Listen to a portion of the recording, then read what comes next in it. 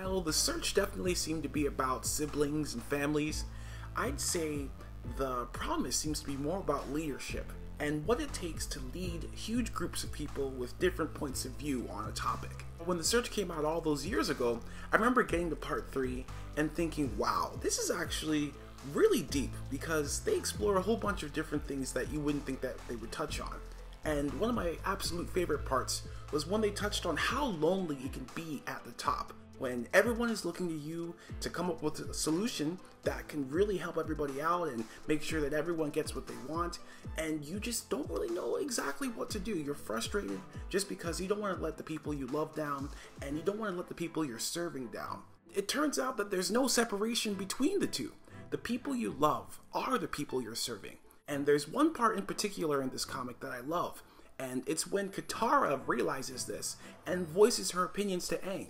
They aren't really just talking about other people, they're also talking about themselves, and she looks at Aang and her relationship and sees how they're both from different nations. They don't come from the same backgrounds. You know, Aang's an air nomad and Katara is of the water tribe, or one of the water tribes. They come from completely different cultures, and they're going to have a multicultural family. They're going to have a family that's unlike anything that's ever been seen in the world of Avatar before. They see how this conflict touches them more personally than they first thought. Which of course brings us to our man Zuko, who is at the center of this mess. This whole thing starts over Fire Nation citizens residing in Earth Kingdom territories, you know, Fire Nation colonies within Ba Sing Se. And Zuko starts off thinking, you know, the Harmony Restoration movement, which is the movement to eventually move all the nations apart from each other and have everybody be separate again, is the right thing to do. Throughout the story, Zuko gets to meet some of these citizens that are also a part of his nation and the Earth Kingdom, and realizes that maybe this isn't the right thing to do. Maybe the Harmony Restoration movement will break up families and destroy lives, instead of saving them and making the world a better place to live. Early on in the story, Zuko makes Aang promise him that if he ever loses his way, if he ever goes bad, goes down the wrong path, that Aang will be the one to end him. Aang will be the one to kill him and take him out of the world and prevent him from being a threat to humanity. I believe Zuko is just so worried that he's gonna turn out like his family. His dad's really messed up, like I said before, his sister's really messed up, and later on we find out in the search that his mom's kind of messed up too. So I feel like he just doesn't have a lot of good role models in his life outside of Iroh. So when he thinks about himself and power, and he thinks about all the choices that he's going to have to make, he's afraid that he doesn't have enough knowledge or wisdom to do the right thing. And that seems to be a very big conflict in this story for Zuko, like a personal thing. There's even a time where Zuko goes to visit his father in prison for advice. It's almost like going to Darth Vader instead of Yoda when you have some questions about the Force or what it means to be a Force user. And this is kind of what Zuko's doing. He's going to his dad and asking for advice because he just doesn't feel like he can go to his uncle anymore. And it kind of reminds me of this one thing from a game series that's really popular. It's called Uncharted. And there's a character named Drake, and he's a treasure hunter. He loves going and having adventures and doing very dangerous things. And he has a good friend named Sully. And Sully, he's an older guy. He kind of trained Drake to be the best, and he's willing to follow Drake anywhere, even if it means getting hurt. And there's a character who comes up to Drake who's really close to him and says, just because Sully will follow you anywhere doesn't mean you have to make him. And this is basically how Zuko sees his relationship with Uncle Iroh right now.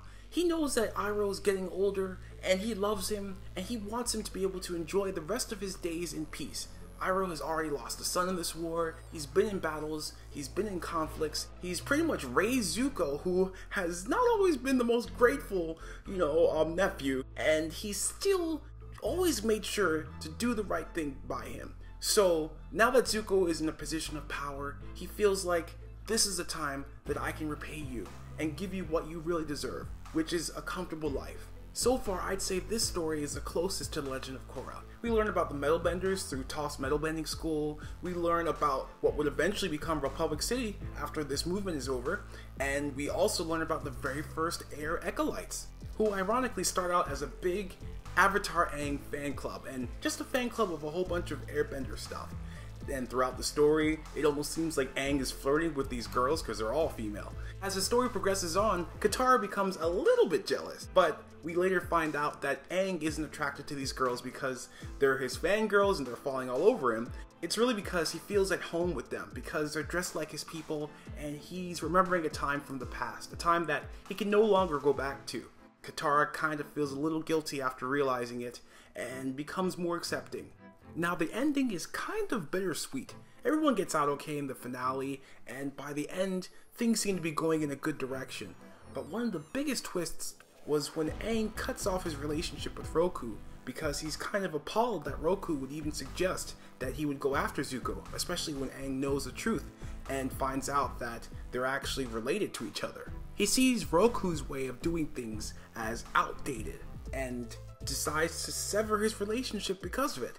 I was really shocked by this, especially after all they've been through throughout the original series and everything like that. Of course, there's more to the story. Like, I'm already up to date on the comics, so we already know what happens down the line. But at this point in time, when I was reading it, I was very shocked by it, and I thought that it was kind of even out of Aang's character to do such a thing.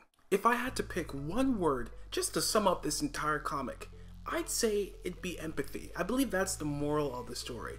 Being able to look at another person who might have a different life than you, who might be going through some circumstances or some problems that are different than yours, and still being able to empathize with them, to feel their emotions, to understand where they're coming from, and to hopefully lead them in the right direction if you're the person who's in charge. In the end, The Promise parts 1 through 3 were all amazing, and I personally think that it's one of the best comics in the whole Avatar comic series. So I'd love to hear what you guys think. Thank you so much for watching if you got this far, and I'll see you guys when I see you.